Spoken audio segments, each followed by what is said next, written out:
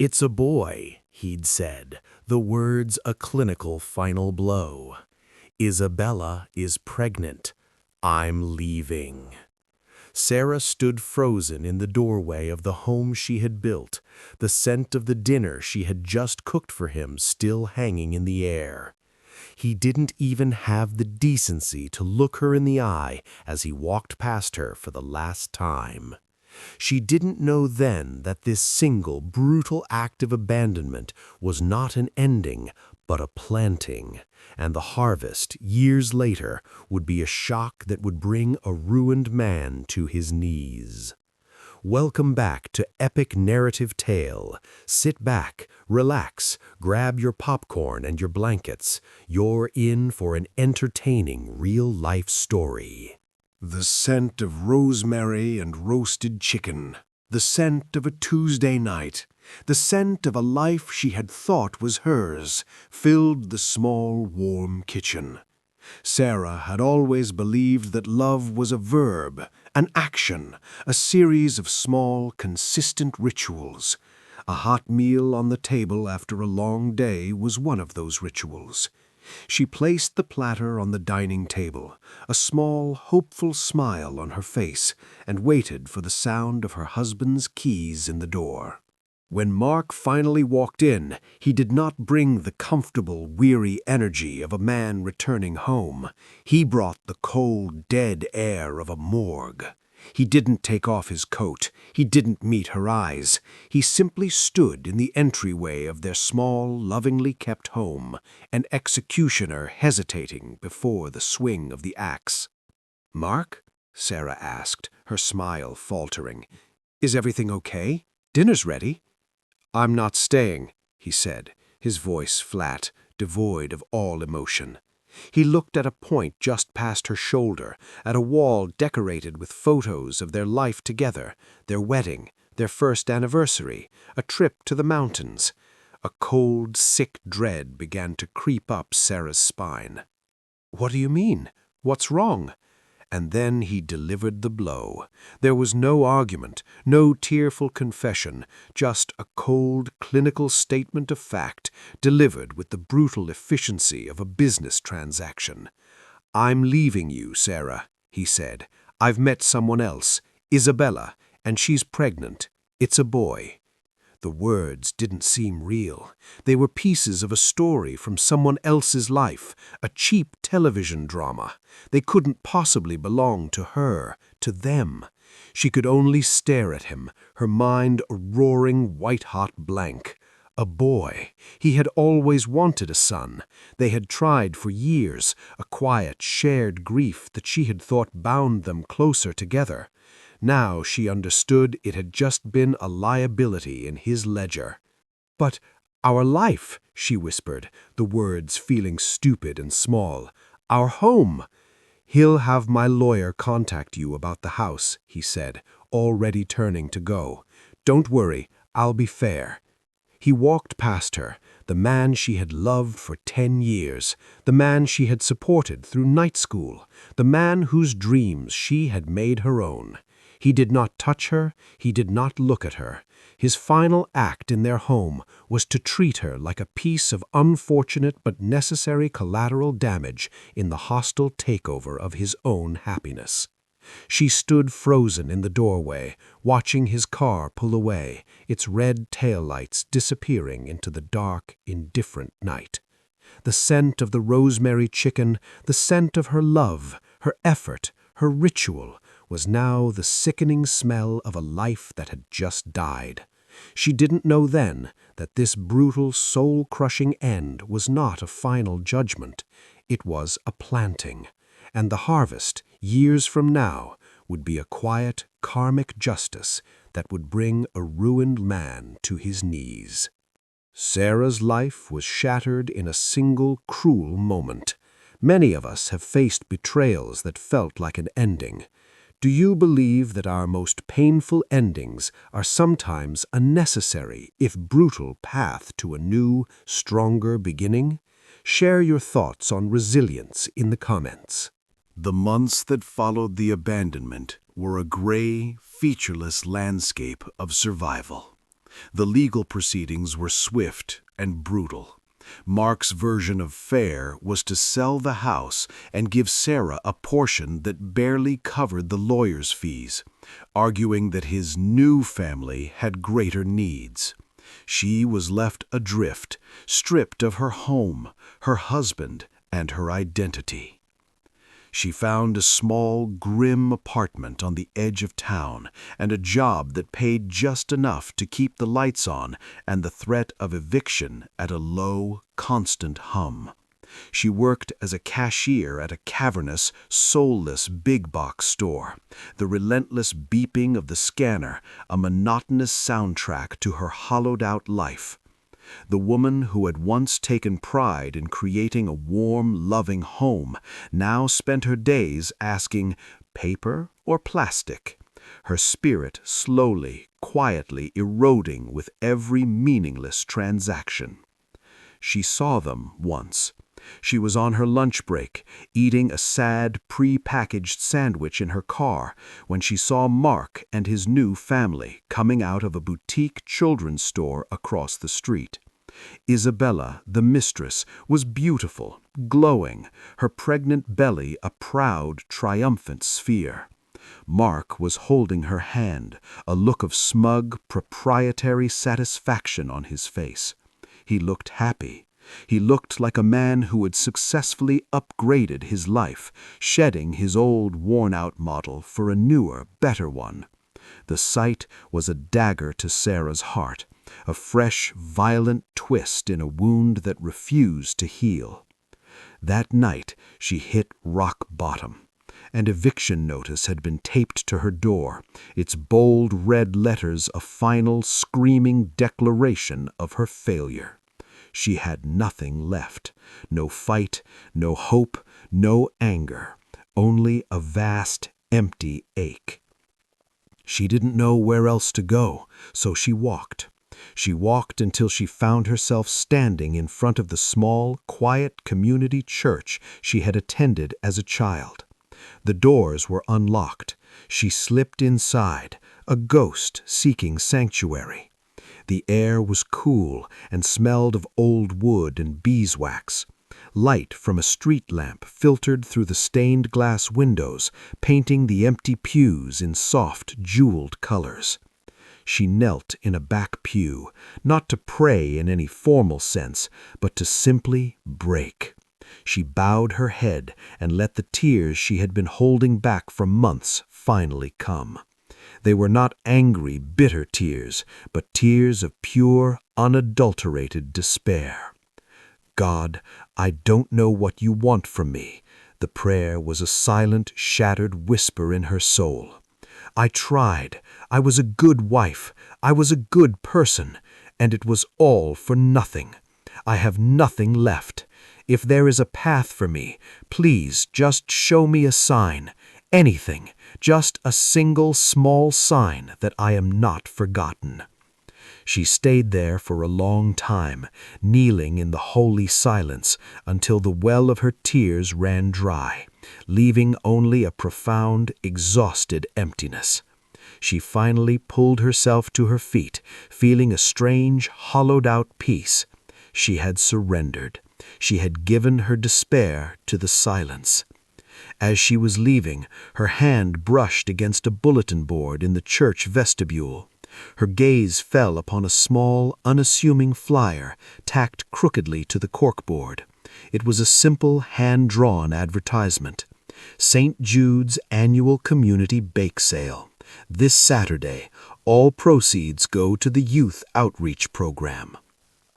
It was such a small thing, a simple, everyday notice, but for Sarah, in that moment, it was everything. A memory, distant and sweet, surfaced from the wreckage of her life. Her grandmother's kitchen, the smell of cinnamon and apples, the feel of flour on her hands, the quiet joy of creating something warm and good. Baking. It was a talent she had loved, a passion she had poured into her marriage, a gift she had buried along with the rest of her old self. She stared at the flyer, at the smiling cartoon pie. A bake sale. It wasn't a bolt of lightning from heaven. It wasn't a choir of angels. It was a small, quiet, and utterly ordinary sign. But it was enough. It was a path, a tiny, fragile thread of a path leading out of the darkness. A spark of a forgotten passion, a whisper of a new purpose. And in the quiet of the empty church, for the first time in a very long time, Sarah felt the faintest, most fragile flicker of hope. The decision to bake was an act of faith in a forgotten God. Sarah's small, grim apartment kitchen was not a place of joy. It was a sterile, functional space of cracked linoleum and peeling from mica countertops. It was a place for boiling water for instant noodles, for making sad, solitary sandwiches. The oven, a temperamental old gas appliance, hadn't been used for anything more ambitious than reheating a frozen pizza since she'd moved in. But now it was to become her sanctuary, her testing ground. She took the last of her grocery money, a handful of crumpled bills, and went to the store. She didn't buy bread or milk. She bought flour, butter, sugar, cinnamon, and a bag of crisp, fragrant Granny Smith apples. The simple act of choosing the ingredients, of feeling the weight of the apples in her hand, was a small, grounding ritual that felt more real than anything she had done in months.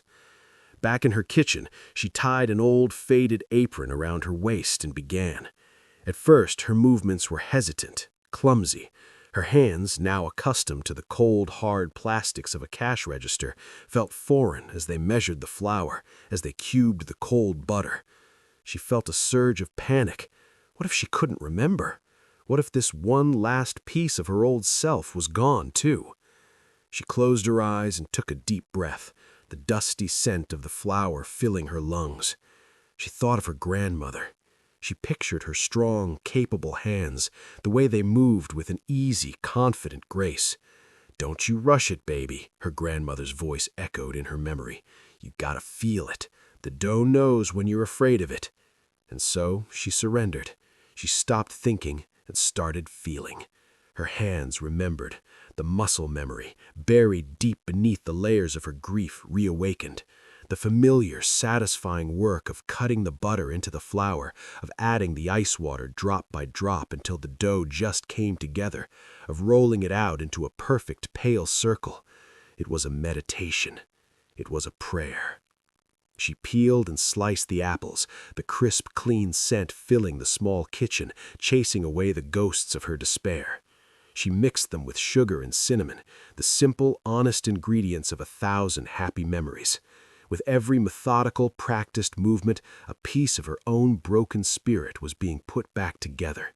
She wasn't just making a pie. She was rebuilding a home inside herself.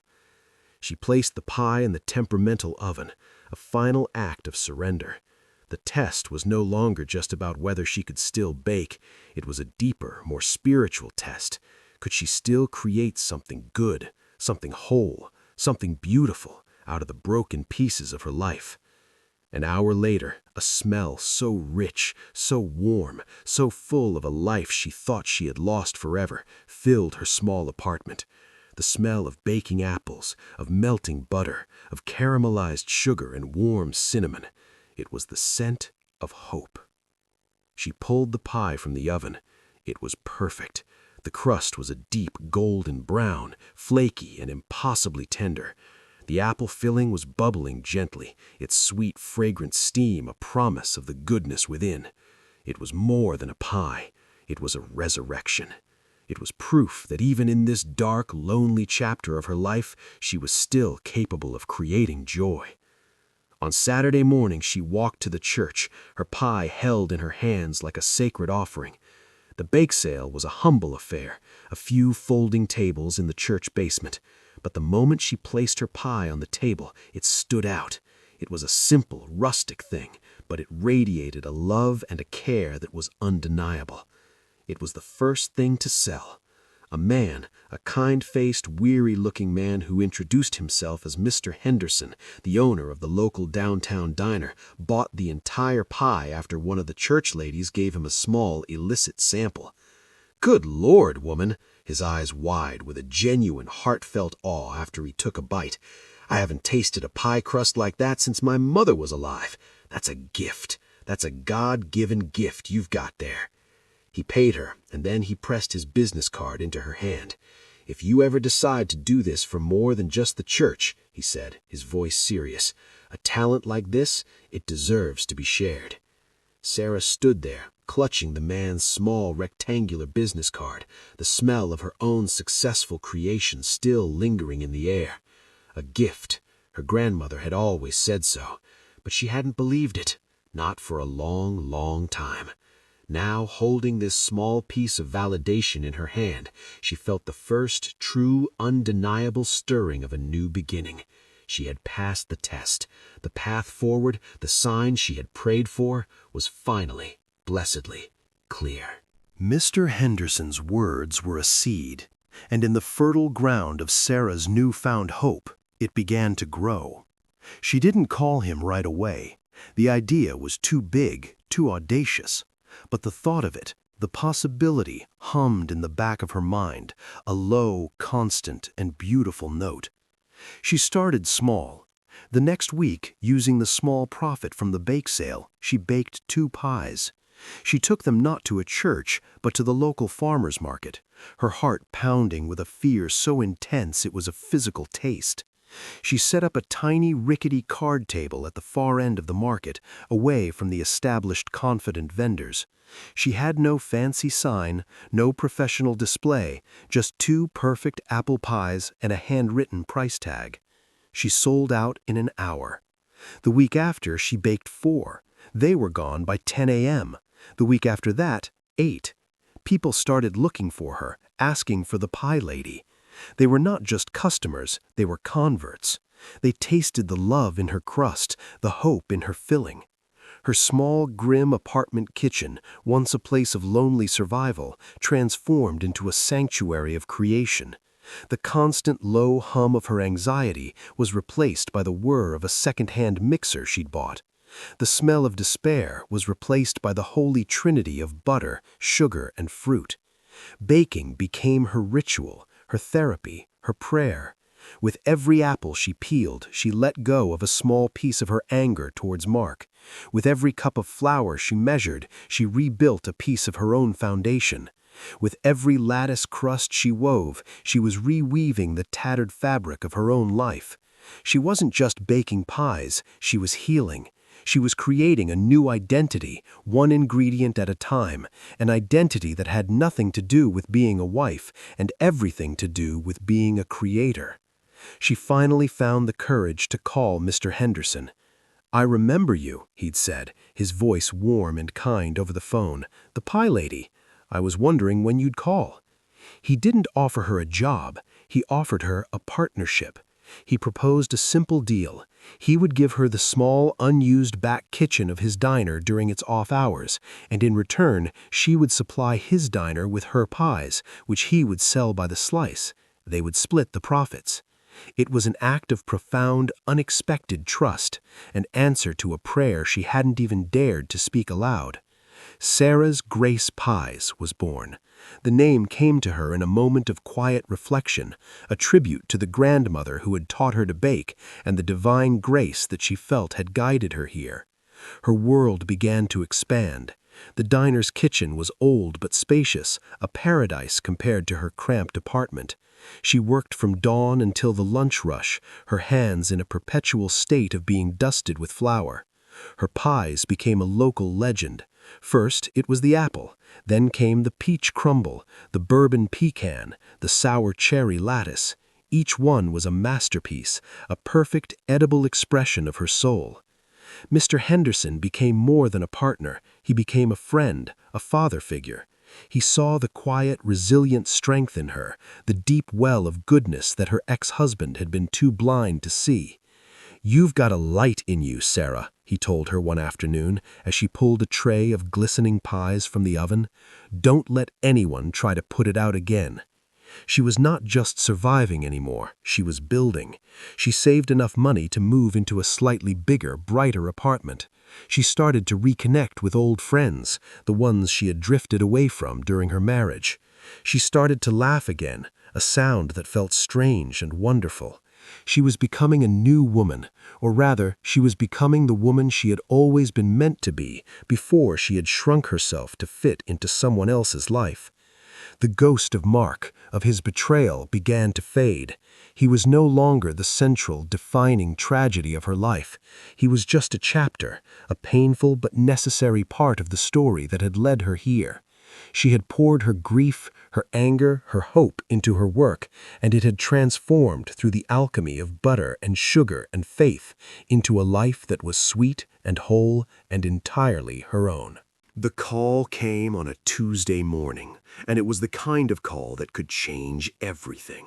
It was from the office of the mayor of the nearby, more affluent city of Charleston, a place of historic homes and old money. The mayor's assistant, a woman with a brisk, no-nonsense voice, explained that they were hosting their annual Founders' Day Gala, the biggest charity event of the year, and they wanted Sarah's Grace Pies to be the exclusive dessert provider. "We've heard remarkable things," the assistant had said. "The mayor's wife tried your peach crumble at a luncheon and has insisted. The order would be for 200 miniature pies, assorted flavors. Can you handle that?" Sarah's heart leaped into her throat. 200 pies. It was an order larger and more prestigious than anything she had ever attempted. This wasn't just a local diner or a farmer's market. This was the big league. It was a chance to put her small, hopeful business on the map, a validation of her talent on a scale she had never imagined. It was terrifying, and it was exhilarating. "Yes," she said, her voice more confident than she felt. "Yes, I can handle that." For the next 2 weeks, she lived and breathed the gala. She special ordered the finest ingredients. She meticulously planned her baking schedule. Mr. Henderson, seeing the magnitude of the opportunity, gave her full, unrestricted access to the diner's kitchen even during peak hours. He was her biggest cheerleader, his faith in her a constant, steadying presence. This was her moment. The day before the gala, she began the marathon of baking. The kitchen was a warm, fragrant heaven of bubbling fruit and browning crusts. One by one, the miniature pies came out of the ovens, perfect jewel-like creations. Apple crumble, sour cherry, bourbon pecan, and a new, elegant lemon meringue. They cooled on massive racks that covered every available surface of the kitchen. It was a beautiful, edible army, a testament to her skill and her relentless hard work. By late evening, she was on the final batch, the last 25 lemon meringue. She was exhausted, her body aching, but her spirit was soaring. She slid the final tray into the large industrial convection oven, set the timer, and allowed herself a small, triumphant smile. She had done it. She was wiping down a flour-dusted counter when she smelled it, a faint, acrid scent, sharp and wrong, cutting through the sweet, warm air, the smell of burning. She whipped around. A thin, greasy wisp of black smoke was curling from the top of the main oven door. Panic, cold and immediate, seized her. She grabbed a pair of oven mitts and yanked the door open. A cloud of thick, black, choking smoke billowed out, engulfing her. The pies were ruined. Not just browned, but incinerated. The delicate meringue was a blackened, bubbly tar. The crusts were charcoal. "No," she whispered, her voice a strangled, disbelieving thing. "No, no, no!" Mr. Henderson, hearing her cry, rushed in from the front of the diner.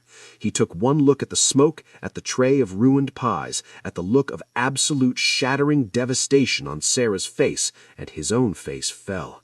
"The thermostat," he murmured, his voice full of a horrified guilt. "It's been acting up for weeks. I meant to get it fixed. Oh, Sarah, I am so, so sorry." But Sarah was barely listening. She stared at the blackened pies, and all the hope, all the confidence, all the fragile, hard-won progress of the past year, it all just crumbled into ash. This was not just a burnt batch of pies. It felt like a divine judgment, a sign. She had dared to dream too big, to fly too high, and this was the universe reminding her of her place. The old familiar voice of despair, the one that had whispered to her in her empty apartment, began to hiss in her ear again. "You're a failure. You were always a failure. You are destined to be nothing."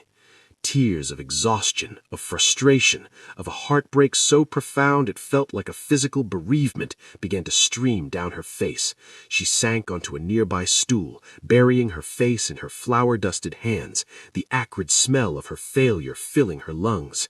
She had come so far, only to fall at the final, most important hurdle. The gala was tomorrow. The order was ruined, and she, the woman who had thought she had finally found her grace, was once again completely and utterly broken. For a long, paralyzing moment, Sarah let the despair wash over her. It was a familiar, suffocating tide. This was it, the end. She would call the mayor's office, confess her humiliating failure, and retreat back into the small, safe world of the diner and the farmer's market. She had aimed too high. She had been a fool to believe. Mr. Henderson stood beside her, his own face a mask of guilt and misery. "I'll call them, Sarah," he said, his voice heavy. "I'll explain it was my fault, my oven. I'll take the blame." His words, meant to be kind, were a spark in the darkness. His fault, his blame. She looked up, the tears still wet on her cheeks, but a new, different emotion was beginning to stir in the pit of her stomach, a hot, stubborn flicker of defiance. She had spent a decade of her life letting a man define her successes and failures. She had spent a year clawing her way back to her own identity.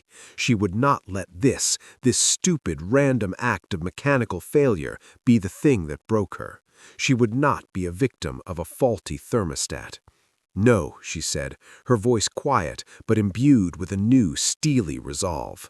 She stood up, wiping her face with the back of her hand, leaving a streak of soot on her cheek. "It's my name on the box. It's my reputation. I'm not going to hide behind your apology." She looked at the clock on the wall. It was nearly 10 p.m. The gala was less than 24 hours away. The task was impossible, and in its impossibility, she found a strange, exhilarating freedom. "It's not over," she declared, her voice ringing with a strength that surprised them both. "Not yet." First, she made the call. She didn't call the mayor's assistant to cancel. She asked for the mayor's wife herself, the woman who had tasted her pie and started this whole chain of events. It took some doing, but a few minutes later, a warm, concerned voice was on the line. "Mrs. Davenport," Sarah began, her voice steady, professional, and utterly devoid of panic. "This is Sarah Wilson of Sarah's Grace Pies. I'm calling to inform you that due to an equipment malfunction, a portion of your order has been compromised. However, I want to personally assure you that a full, complete order of 200 pies will be delivered to the gala by 5 p.m. tomorrow, as promised." She didn't make excuses. She didn't shift blame. She stated the problem and provided the solution. The mayor's wife, impressed by her calm professionalism, simply said, "Thank you for letting me know, dear. I look forward to it." Sarah hung up the phone. She had just made a promise she had absolutely no idea how to keep. She looked at Mr. Henderson. "I need a kitchen," she said. That was all it took. For the next hour, Mr. Henderson was a whirlwind of motion, calling every diner owner, every baker, every old friend he had in the city. He was a man on a mission of redemption. Just before midnight, he found it, a small 24-hour artisan bakery on the other side of town, owned by a friend of a friend, who, on hearing the story, agreed to rent them the space for the rest of the night in exchange for a dozen of Sarah's legendary apple pies. They loaded the unburnt pies and all the raw ingredients into Mr. Henderson's old pickup truck and raced across the city. The new bakery was small, but its ovens were new, its surfaces were steel, and its air was filled with the holy, yeasty scent of possibility. And then Sarah went to work. It was no longer a job. It was a battle. She worked with a ferocious, focused intensity she didn't know she possessed. The exhaustion, the despair, it all burned away in the hot, creative fire of her purpose. Mr. Henderson became her loyal sous chef, peeling apples, washing bowls, keeping a steady supply of hot black coffee flowing. Through the long, dark hours of the night, as the city slept, they worked. Sarah moved with a fluid, practiced grace, her hands a blur of motion. She was no longer a baker. She was a commander, a general, leading her small army of ingredients into a delicious, triumphant victory. As the first pale gray light of dawn began to creep over the city skyline, she pulled the last tray of perfect golden brown lemon meringue pies from the oven. She had done it. 200 perfect miniature pies, cooled and boxed and ready to go.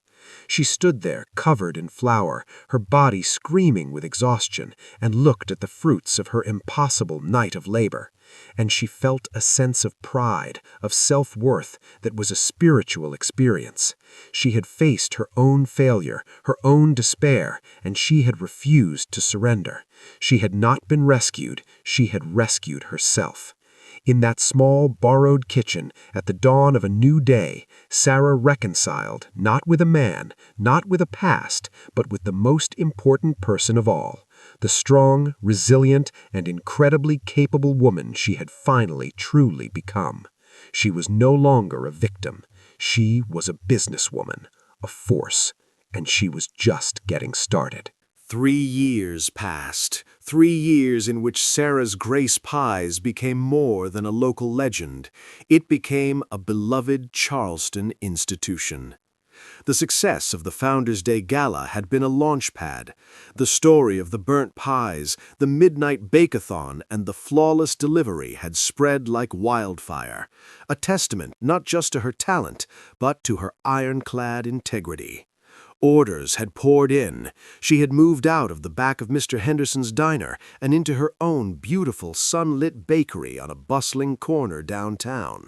Sarah's Grace was now a charming, welcoming space with a small cafe, the air always thick with the scent of butter and fruit and fresh coffee.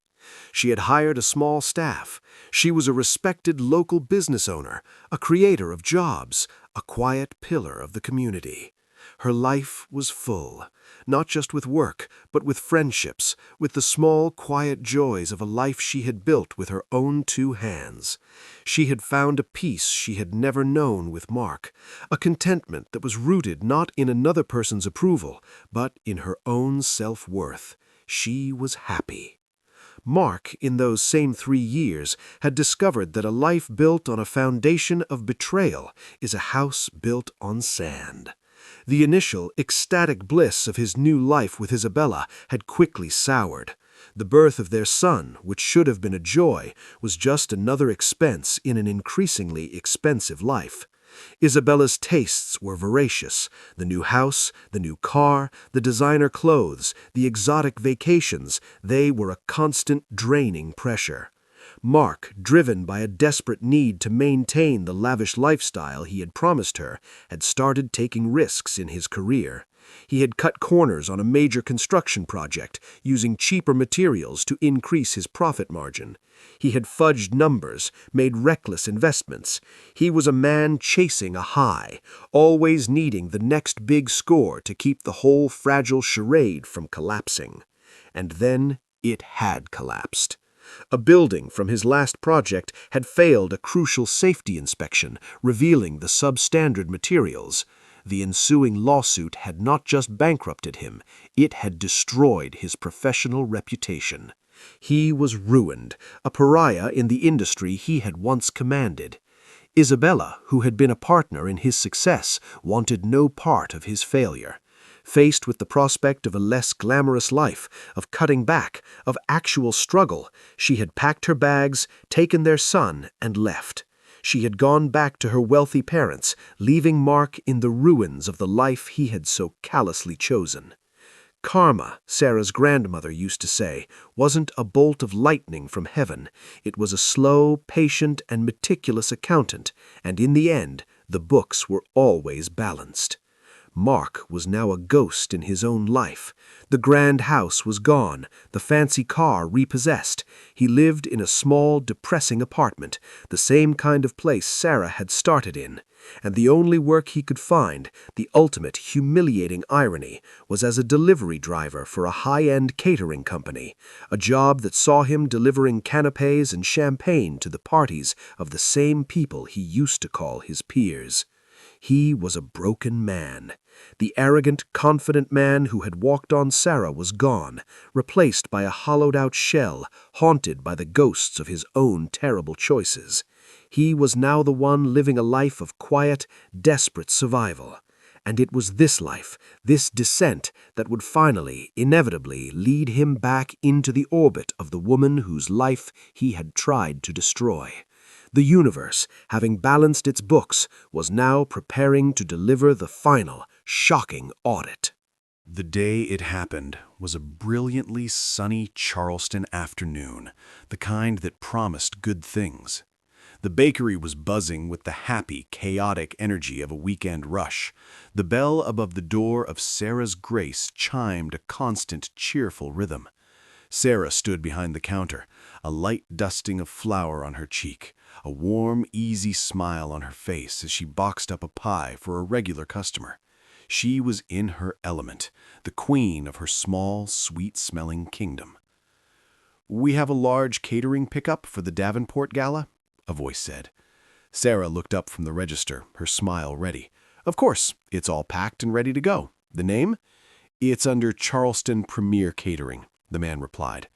It was the voice that hit her first. A voice she had not heard in 3 years, yet one that was burned into her memory, a permanent scar on her soul. Her head snapped up. And there he was, Mark. He was not the man she remembered. The confident, arrogant swagger was gone. The expensive, tailored suit had been replaced by the generic, ill-fitting polo shirt of a delivery service. His face was thinner, etched with lines of a weariness that went deeper than a long workday. His eyes, which had once been so full of a cold, dismissive confidence, were now haunted, hollowed out, and utterly devoid of light. He looked defeated. He did not recognize her at first. He was looking at his clipboard, his posture hunched, the posture of a man trying to be invisible. But when she didn't respond, he looked up, a flicker of impatience on his face. And his world stopped. He stared at her, his mouth falling slightly open. His brain struggled to reconcile the image before him with the ghost he carried in his memory. He remembered a broken, weeping woman in a drab cashier's uniform, but the woman standing before him was radiant. She was confident, poised, her eyes shining with a light he had never seen in them before, not even in their best years. She was surrounded by the evidence of a success, a joy, a life that she had built not just without him, in the ashes of the world he had set on fire. This was his ex-wife. This was the pie lady. This was Sarah's Grace. The realization hit him with the force of a physical blow. He stumbled back a step, his clipboard clattering to the floor. The happy chatter in the bakery seemed to fade into a dull, distant hum. In that single, silent, stretched-out moment, the entire brutal arc of their separate journeys was laid bare. He who had left for a richer, better life was now a hired hand sent to pick up an order from the woman he had abandoned. She, whom he had left with nothing, now owned the very thing his new, important life required. The shock on his face was absolute. It was the look of a man who was not just seeing his ex-wife, he was seeing the full, catastrophic, and inescapable consequences of his own choices. He was seeing the ghost of the life he had thrown away, and it was more beautiful and more successful than he could have ever imagined. Sarah watched the storm of emotions play across his face: shock, disbelief, shame, and a profound, bottomless regret. And she felt nothing. Not anger, not a triumphant surge of vindictive pleasure, not even pity. The gaping, bleeding wound he had left in her soul had, over the last 3 years, finally, blessedly, healed over. He was no longer the monster who had destroyed her life. He was just a man a sad, broken man from a chapter of her life that was now closed. She calmly bent down, picked up his fallen clipboard, and handed it back to him. Her touch was professional, impersonal. "The order is for 48 assorted miniature pies and 2 full-sized apple," she said, her voice even and clear, the voice of a business owner speaking to a delivery driver. "My staff will help you carry it out to the van." Her composure, her complete and utter lack of emotional reaction was the most devastating blow of all. He had expected tears or anger or a bitter shouted confrontation. He had not expected this cool, professional competence. He had not expected to be treated not as a monster, but simply as irrelevant. He couldn't speak. He could only nod, his throat tight, his eyes burning with a shame so profound it was a physical fire. He followed one of Sarah's young, cheerful employees out to the van, his back stooped, his movements slow and clumsy. He was a ghost in the vibrant, joyful world she had built. The shock was not just that she had succeeded, it was that she had done it so completely, so beautifully without him, that his own life, his own choices, his own grand betrayal had been reduced to nothing more than a footnote in her incredible story. Mark sat in the driver's seat of the catering van for a long time after Sarah's employee had finished loading the boxes.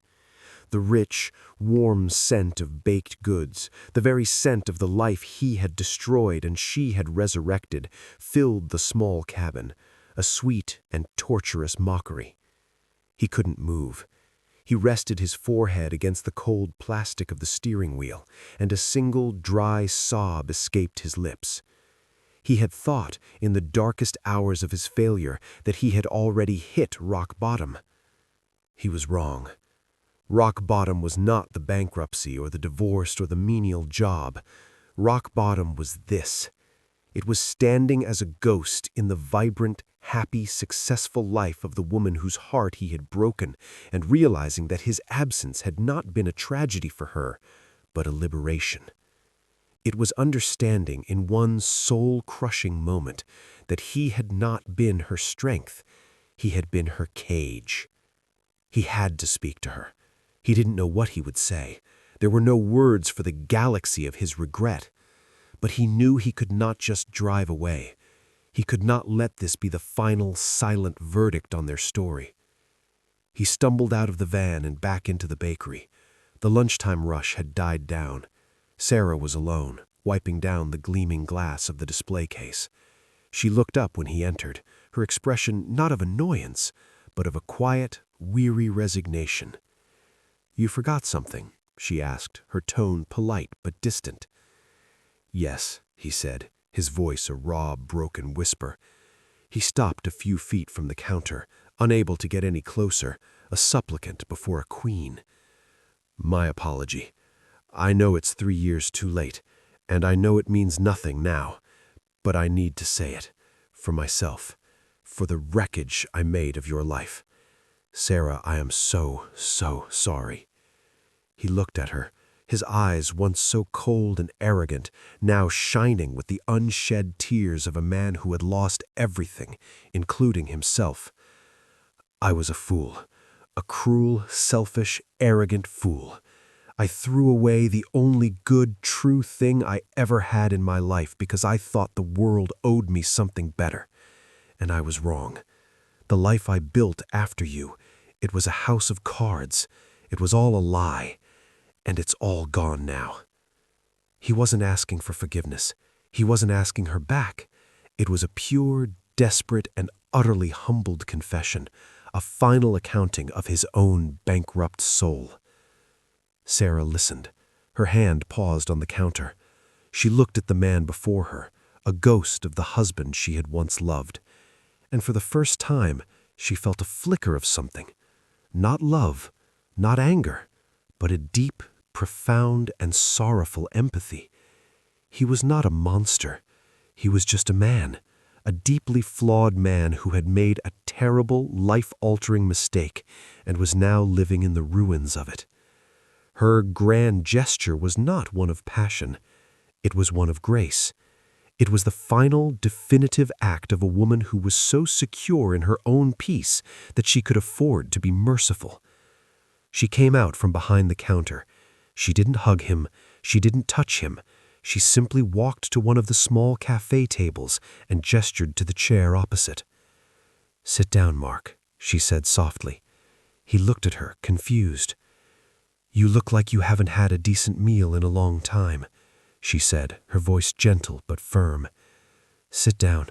Let me get you something to eat." It was not the reaction he had expected. It was not the screaming match he probably deserved, nor the tearful reconciliation he might have secretly, foolishly hoped for. It was something far more powerful. It was a simple, quiet, human act of compassion. It was an offering of grace to a man who deserved none. She brought him a plate with a thick slice of quiche and a small green salad, and a slice of her famous apple pie. She placed it before him, along with a cup of hot black coffee. "Eat," she said. "The past is the past. All you have is today, and you have to be strong enough to face it." He looked from the food to her face, and he finally completely broke. He bowed his head and wept. Not the single dry sob from the van, but the deep, ragged, soul-cleansing tears of a man who had just been shown a glimpse of a grace he had long since forgotten existed. Sarah let him cry. She sat with him in the quiet of her sunlit bakery, a silent witness to his final surrender. She had not taken him back. She had not absolved him of his sins, but she had given him something more important. A moment of dignity, a quiet confirmation that even after everything, he was still a human being worthy of a warm meal. He eventually finished the meal in silence. When he stood to leave, he looked like a man who had been given a last-minute pardon from the governor. "Thank you, Sarah, for everything." She just nodded. "Take care of yourself, Mark." He walked out of her bakery and out of her life for good this time. Sarah watched him go, and then she turned, picked up his empty plate, and went back to work. The bell above the door chimed, and a new customer walked in, smiling at the warm, sweet scent of the room. The sun streamed through the windows, illuminating the dust motes dancing in the air like tiny golden blessings. Her world was full.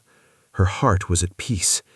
Her life, built from the ashes of a great betrayal, was beautifully, triumphantly, and completely her own.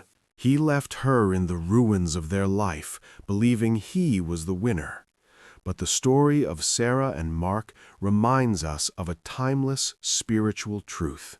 You cannot build a new home on the foundations of a heart you have broken. Her success wasn't his punishment. It was a testament to her own strength, her own grace, her own unbreakable spirit. The best revenge is not a bitter war, but a life so beautifully and peacefully lived that the past has no power over you. Here at Epic Narrative Tales, we believe in the quiet, patient, and inevitable power of karma. We believe that a life of integrity is the only true wealth. If this story spoke to your soul, and you believe in the power of resilience to overcome any betrayal, then join our community. Subscribe to Epic Narrative Tales and hit the bell so you never miss a story that proves the universe is always watching. And now we want to hear your wisdom. Go to the comments right now and answer this. What do you believe is the best form of revenge, justice, or forgiveness? Let's start a powerful conversation. Thank you for watching, and may you always have the strength to build a beautiful life from the ashes.